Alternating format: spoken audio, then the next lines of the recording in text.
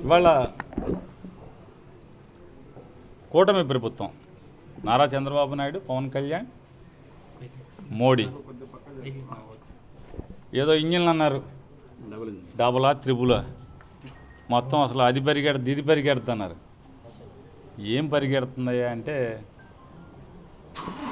పేదవాడికి కష్టాలు, ఈ రాష్ట్ర ప్రజలకి అవస్థలు పరిగెడుతున్నాయి తప్పితే ఈ ప్రభుత్వం మాత్రం పరిగెడతలేదు. ప్రభుత్వం ఎక్కడ పరిగెడుతుందా అంటే కాంట్రాక్టర్లకి ఎక్కడ డబ్బులు చెల్లింపులు ఉంటే అక్కడ పరిగెడుతుంది.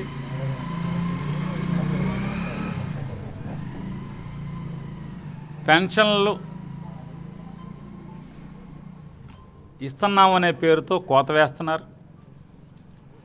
కొత్త పెన్షన్ ఇంతవరకు 9 మాసాల్లో కొత్త పెన్షన్ ఇచ్చిన పాపాన పోలేదు. ఉన్న పెన్షన్లో పీకే పనిలో ఉన్నారు. ఎంత సిగ్గుమాలిన తనం అంటే ఈ ప్రభుత్వానికి.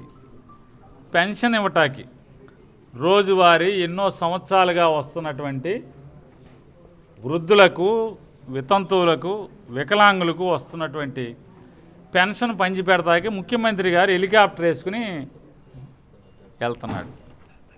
అంటే ఈ రాష్ట్ర ప్రభుత్వం చేస్తున్నట్టు 9 మాసాల్లో ప్రజలకి కనపడేది ఆ పెన్షన్, ముఖ్యమంత్రి వెళ్ళి పెన్షన్ ఇవ్వటం తప్పితే వేరేది లేదనేది వాళ్ళ చేష్టల ద్వారానే నారా చంద్రబాబు నాయుడు, పవన్ కళ్యాణ్ తేటతెల్లం చేస్తున్నారు. గడిచిన 5 క్వార్టర్లుగా వీళ్ళు 9 మాసాలు అయితే ఈ 9 మాసాల్లో ఎలక్షన్ కోడ్ వచ్చిన దగ్గర నుంచి ఈ రోజు దాకా ఒక్క విద్యార్థికి ఫీజు రీయింబర్స్మెంట్ చెల్లించలేదు, మెస్ ఛార్జీలు చెల్లించట్లేదు.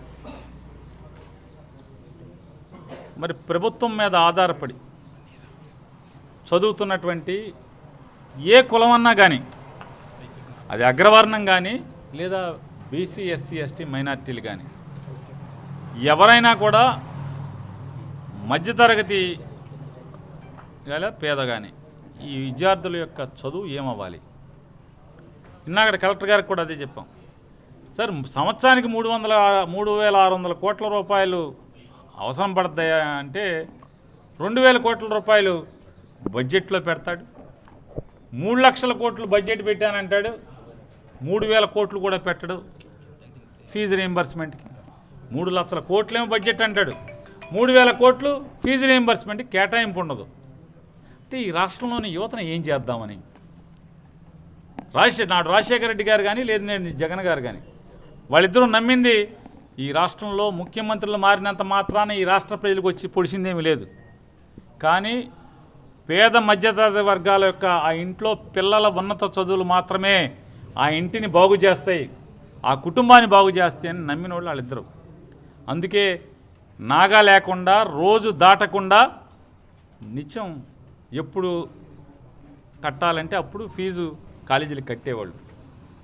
కానీ ఇవాళ చదువును గాలికి వదిలేసి సంపద సృష్టిస్తాను అనేటువంటి వచ్చినటువంటి ఈ కూటమి ప్రభుత్వం 1,30,000 కోట్లు అప్పు సృష్టించింది 9 మాసాల్లో. ఆ అప్పు అంతా ఏమైందా అంటే ఎవరికి కనపడదు. ఆ 1,30,000 కోట్లు లేదా సాలిన ప్రభుత్వం ప్రజలకు కట్టేటువంటి పన్నులు 1,00,000 కోట్లు ఏమైపోతున్నాయి? కేంద్రం నుంచి వచ్చే డివల్యూషన్స్ ఏమైపోతున్నాయి? ఒక్క ప్రజల అవసరం తీర్చరు. రోడ్లు వేస్తున్నామని గోతులు పూడుస్తారు, అది కూడా సగం గోతులు పూడుస్తారు. సగం గోతులు పూడ్చి దాన్ని రోడ్డు వేసామంటాడు. ఎంత కొత్త భాష అనమాట. కొత్త డిక్షనరీ తయారు చేస్తున్నారు. కొత్తగా రోడ్డు నిర్మాణం చేసామంటే, రోడ్డు వేసామంటే అందరూ ఏమనుకుంటారు, రోడ్డు మొత్తం కొత్తగా వేసారనుకుంటారు. అంతేగాని గుంతలు పూడ్చారని చెప్పని కొత్త భాష వీళ్ళు కనిపెట్టారు. ఇప్పుడు ఈ గుంతలు పూడ్చటం మినహా అది కూడా రాష్ట్రంలో ఉన్నటువంటి రోడ్లలో 15% కూడా గుంటలు పూడ్చలేదు. ఎక్కడ గోతులు అక్కడే ఉన్నాయి. ఇంకా మరి 1,30,000 కోట్లు ఏమైపోయినాయి? ప్రజలు కట్టే పనులంతా ఏమైపోయినాయి? ఫీజు రీయింబర్స్మెంట్ ఇవ్వు, అవసరాలు తీర్చు, ప్రజలకు కావాల్సిన ఏమి ఇవ్వవు, పన్నులు మాత్రం విపరీతంగా పెంచుతాం. కరెంటు ఛార్జీలు ఇవాళ వైరు పట్టుకుంటే షాక్ కొడతాం కాదు, బిల్లు పట్టుకుంటే షాక్ కొట్టే పరిస్థితులు ఇవాళ చంద్రబాబు నాయుడు ప్రభుత్వంలో వచ్చినాయి. ఇవాళ ప్రజలు ఏడుస్తున్నారు, కన్నీరు పెడుతున్నారు. కరెంటు లేకుండా ఇంట్లో ఎట్టా బతుకుతామయ్యా? కరెంటు ఇబ్బడి ముబ్బడిగా పెంచేస్తున్నాడు. ఏదన్నా జగన్ గారు పెంచడం నీకేమైంది? నువ్వు కదా ప్రభుత్వాన్ని ఏళ్తున్నది. ఏం చెప్పావు? నేను రేట్లు పెంచనన్నావు, ఛార్జీలు పెంచనన్నావు, కరెంటు బిల్లులు విపరీతంగా పెంచు. సిగ్గు కూడా పడకుండా అబద్ధాలు చెప్తాను, మేము పెంచలేదంటున్నారు. ప్రజలు కదా చెప్పాల్సింది పెంచలేదనేది. వెళ్ళి అడగండి ఒకసారి, బిల్లు ఎంత వస్తుందో ఒకసారి మీడియా మిత్రులను అడగండి. లేదా మీరు ఈ మధ్య చంద్రబాబు నాయుడు ప్రభుత్వం ఫీల్ గుడ్ ఫ్యాక్టర్ అని మళ్ళీ ఫోన్లు చేయడం మొదలెట్టింది. ఎట్లా ఉంది ఈ ప్రభుత్వం? బాగుంటే 1 నొక్కండి, లేకపోతే బాగోపోతే 2 నొక్కండి, ఎందుకు బాగోపోతే 3 నొక్కండి. ఏం నొక్కాలి? ఏది నొక్కితే మాత్రం కరెంటు బిల్లు పెంచేది ఆగట్లేదు.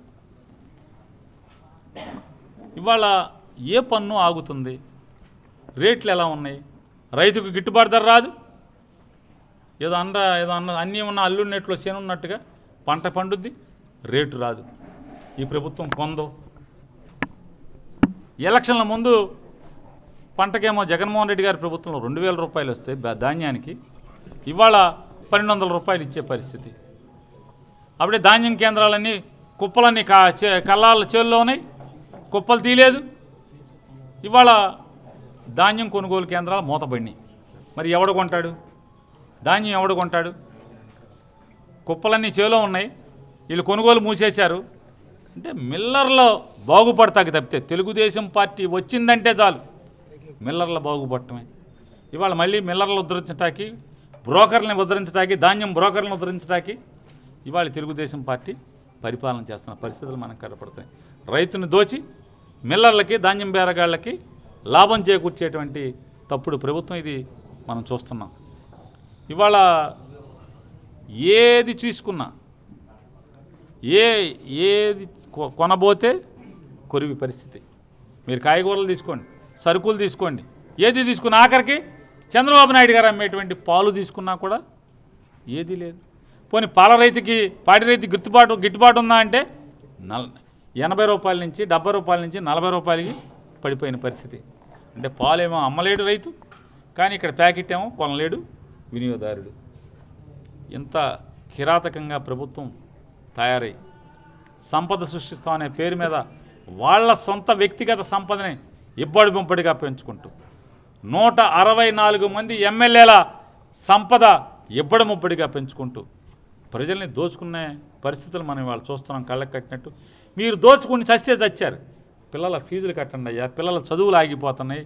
పిల్లల చదువులు ఆగిపోతే లక్షల కుటుంబాల జీవితాలు మసిబారిపోతాయి అనేది గుర్తుంచుకొని తక్షణమే 7,300 కోట్ల రూపాయల 5 క్వార్టర్ల ఫీజు రీయింబర్స్మెంట్ని తక్షణం విడుదల చేయమని చెప్పని డిమాండ్ చేస్తూ, అలాగే ఎన్నికల్లో ఇచ్చిన హామీ మేరకు ప్రతి నిరుద్యోగికి 3,000 రూపాయలు మరి స్టైఫండ్ ఇస్తామని చెప్పారు, నిరుద్యోగ భృతి ఇస్తామని చెప్పారు.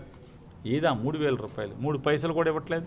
9 మాసాలు అయింది కదా ఉద్యోగ ప్రకటన. ఎంత దిక్కుమాలిన ప్రభుత్వం అంటే మొదటి సంతకం అని డిఎస్సి మీద డిఎస్సి ఇస్తానని మొదటి సంతకం పెట్టావు. అంటే నీ మొదటి సంతకానికే విలువ లేదు.